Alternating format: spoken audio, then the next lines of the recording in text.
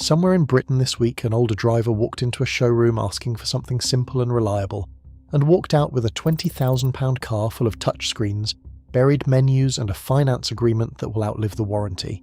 They did not need any of it, because the best car for an older driver in 2026 often costs less than the deposit on the wrong one, and the people who have worked this out are quietly buying 3 particular cars that are dirt cheap to own and very nearly impossible to wear out. By the end of this video, you will know all 3, the exact features that make a car genuinely right for an older driver, and the trap the showroom sets the moment you walk through the door. Because here is what the salesman will never tell you. The smartest car on his forecourt for a retired buyer is probably the cheapest, oldest one on it, and there is almost no commission in selling it to you. The whole business is built to move you up into something newer, dearer and more complicated, when everything you actually need points the other way, down to something simple, proven and cheap. So today we're going to do the opposite of what the showroom wants, and it could save you the better part of £20,000. Let me frame this with the numbers. The price of an average new car in Britain has very nearly doubled in 15 years, and the average car on our roads is now 9.7 years old, the oldest on record because sensible people have worked out that newer is not the same as better.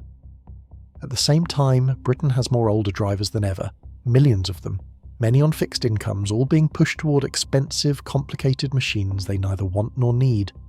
They are a target, frankly, because they are loyal, they are trusting, and they often buy outright, which makes them the perfect customer for a dealer with a margin to protect. And the cruel irony is this: the modern car is, in several specific ways, worse for an older driver than the simple one it replaced, harder to see out of, harder to operate, harder to park, and far harder to afford. The good news, and the whole point of this video, is that the cars that suit an older driver best are sitting on the used market right now for a few £1,000s, and they will outlast almost anything in the new showroom. You just have to know which 3 to look for and why.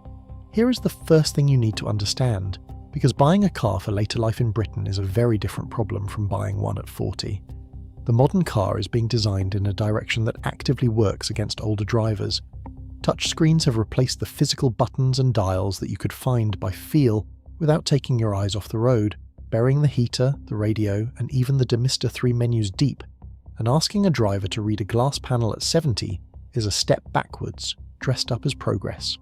Roof lines have got lower and sleeker, and window pillars have got thicker, which looks good in an advert and ruins the all-round visibility that matters most when your neck and your reactions are not what they were at 30. Cars have got bigger and harder to park, just as the spaces have got tighter.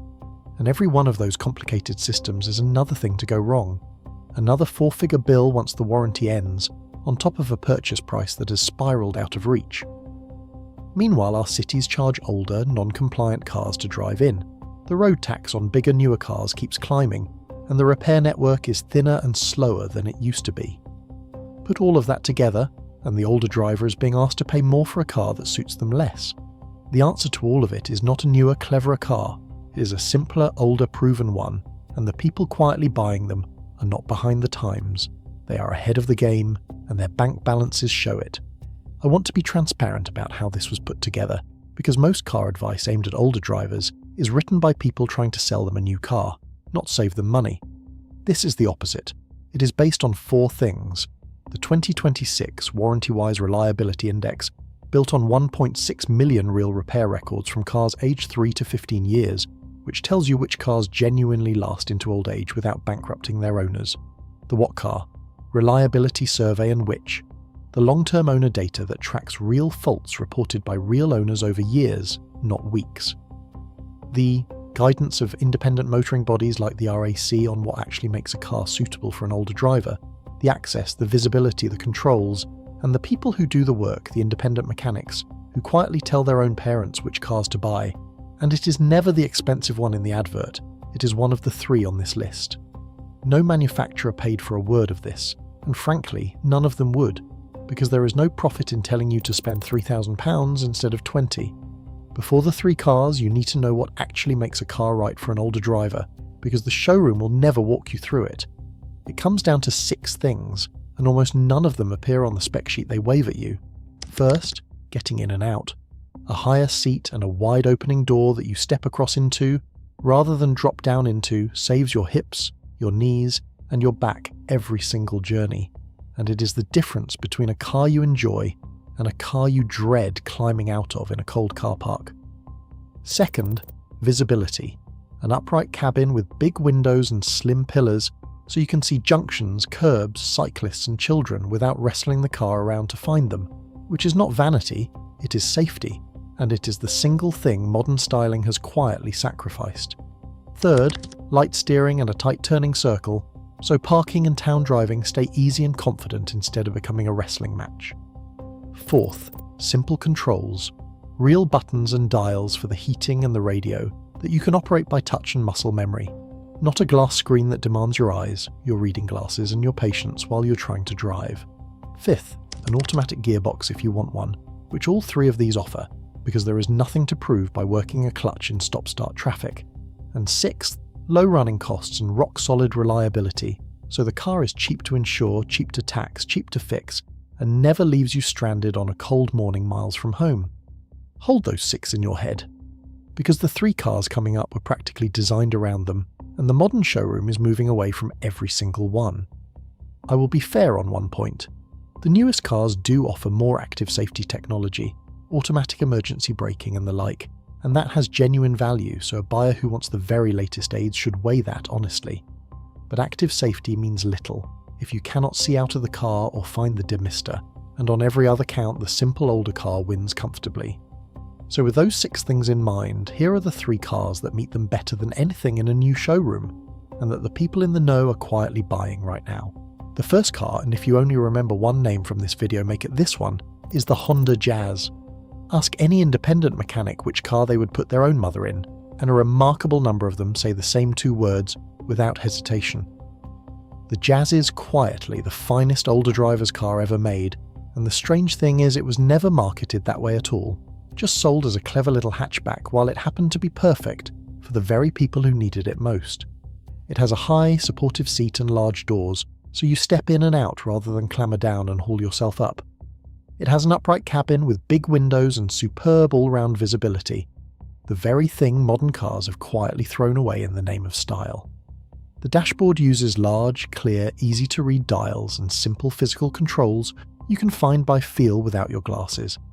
The steering is light, it is compact and a doddle to park, and Honda's famous magic seats fold flat in seconds for everything from the weekly shop to a folded wheelchair, a bicycle or a flat pack from the garden centre. And underneath all of that sits one of the most reliable drivetrains ever built.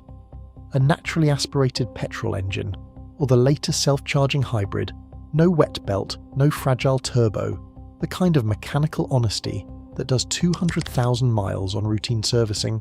It scores 89 out of 100 on the Warranty-Wise Reliability Index and over 95% on the What Car survey, and you will find owners who say, flatly, that they will never own anything else. There is a reason the Jazz turns up again and again at the top of every serious list of cars for older drivers. It was engineered around exactly the things that matter in later life, and then quietly sold to everyone else as a small hatchback. The earlier petrol cars from the 2000s are now astonishingly cheap.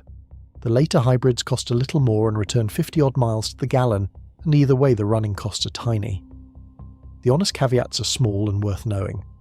The automatic is a smooth but unhurried gearbox rather than a quick one, so if you regularly need brisk acceleration onto fast roads, test it first, and the earliest cars deserve a look underneath for rust around the rear arches.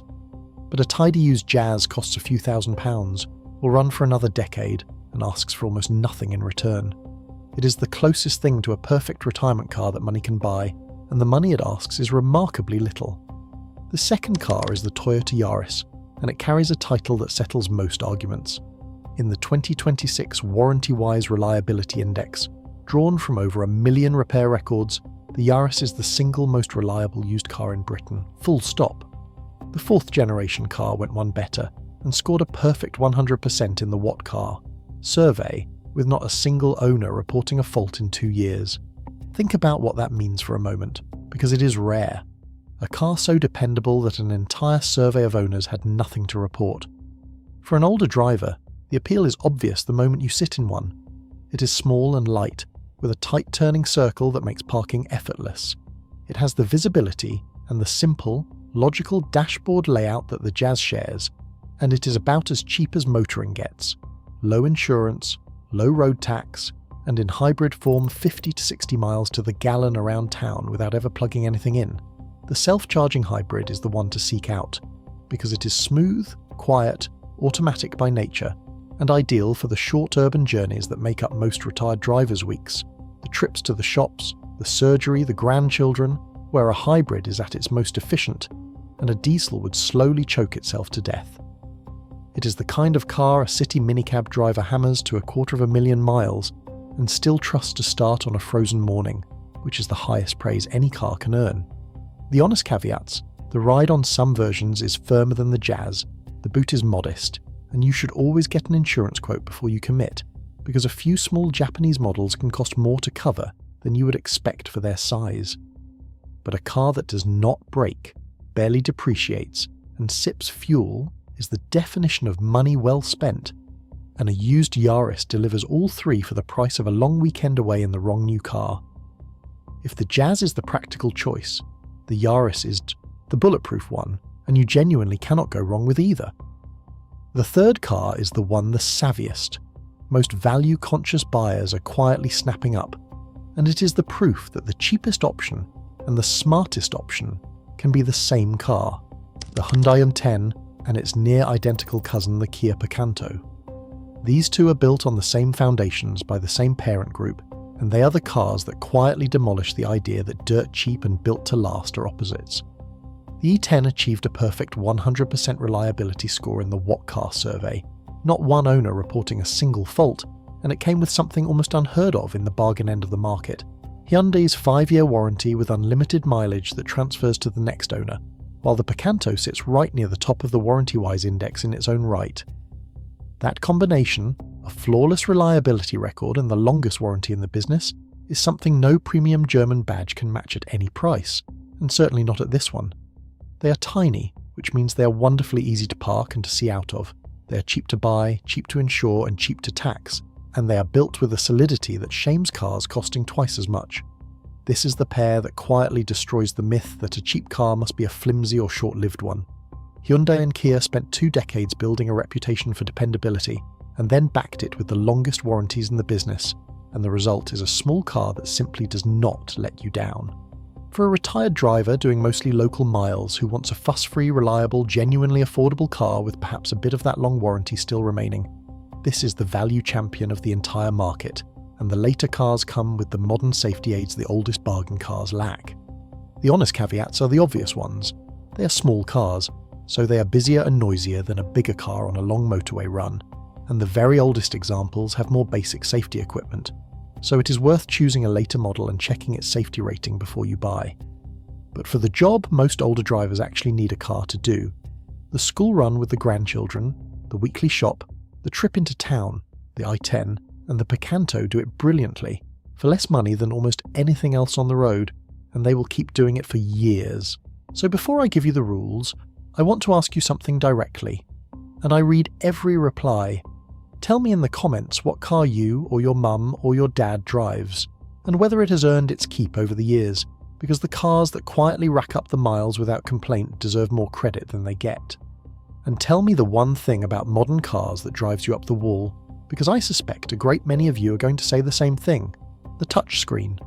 The buttons we could use without looking are gone, the heating is hidden in a menu, and a lot of people quietly miss the old way more than they will admit. Tell me I am wrong. I read every reply, and the patterns in them tell me more than any survey. Here are the rules, and these are about buying the right one, not just the cheapest one. Rule 1. Never buy a car for an older driver without sitting in it first and testing the 3 things that matter: getting in and out without strain, seeing clearly out of every window, and reaching the heater and the radio without hunting through a screen. A spec sheet and a glossy brochure cannot tell you any of that, and a 5-minute sit in the driver's seat will tell you more than an hour of sales patter. Rule 2. If an automatic is wanted, say so up front, because all 3 of these offer one, and there is no prize for struggling with a clutch in stop-start traffic or on a hill. Rule 3. Before you fall in love, get an insurance quote and check the road tax band, because the running cost is the cost that matters most over the years, and it varies far more than people expect between models that look similar. And Rule 4. buy on condition and service history, not on age or mileage alone, and spend £100 to £200 on an independent pre-purchase inspection from the RAC or the AA before you hand over any money. On a car this cheap, that inspection is the best money you will spend because it turns a hopeful gamble into a sure thing, and it gives you the confidence to walk away from a bad one. Now, the arithmetic, because this is where the whole thing becomes obvious. Option 1, the showroom way. You're guided toward a new or nearly new car at, say, £20,000, very possibly on finance, so you're paying interest every month on top of the price. It loses a large slice of its value in the first 3 years, often a third or more, money that simply evaporates. The touchscreen and the complex electronics become someone's repair bill once the warranty ends, and for all that money it does not get you to the shops, the surgery or your grandchildren any better than the alternative. Option 2, the quiet way. You buy a tidy Jazz, Yaris or i10 for £3,000 to £5,000 in cash, with no finance and no interest hanging over you. The depreciation already happened to somebody else years ago, so it barely loses any more value while you own it. The insurance and the tax are low, the parts are cheap and plentiful, and any local garage can fix it because it is simple, with no dealer-only software and no proprietary modules. Run that car for 10 years, and the total cost is a small fraction of the new one, with none of the worry and none of the monthly payments quietly draining a fixed income.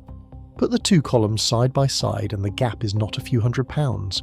It is many thousands, the kind of money that pays for holidays or heating, or simply staying comfortable in retirement. The expensive car was never the safe choice. The cheap proven one was, and it always has been. So here is the bottom line. The right car for an older driver in 2026 is not the newest, the cleverest, or the most expensive. It is the simplest, the most reliable, and the easiest to live with. And all three of those qualities point straight at a used car costing a few £1,000s, rather than a new one costing 20. The Honda Jazz, the Toyota Yaris, and the Hyundai i10 are not compromises. They are the smart choice, the one the trade quietly makes for its own family while selling you something else entirely. None of this is about settling for less, or about being talked into the cheap option because you cannot afford better. It is about refusing to overpay for complication you never asked for, and recognizing that the right car was never the dearest one. Buy the simple, proven, dirt-cheap car, look after it with regular servicing, and let it serve you faithfully for years, reliably, cheaply, and without drama, while everyone else is still sitting in the car park reading the manual trying to find the heater. That is not falling behind. That is winning quietly, which is the best way to win. The right car was never the one in the advert. It was the one the people who know the trade have been buying for themselves all along, quietly, sensibly, and without ever telling the salesman what they were really thinking. If this video helped you, or someone you love, make a smarter choice, subscribe so you never miss the next one, and share it with anyone about to be talked into the wrong car. That is all.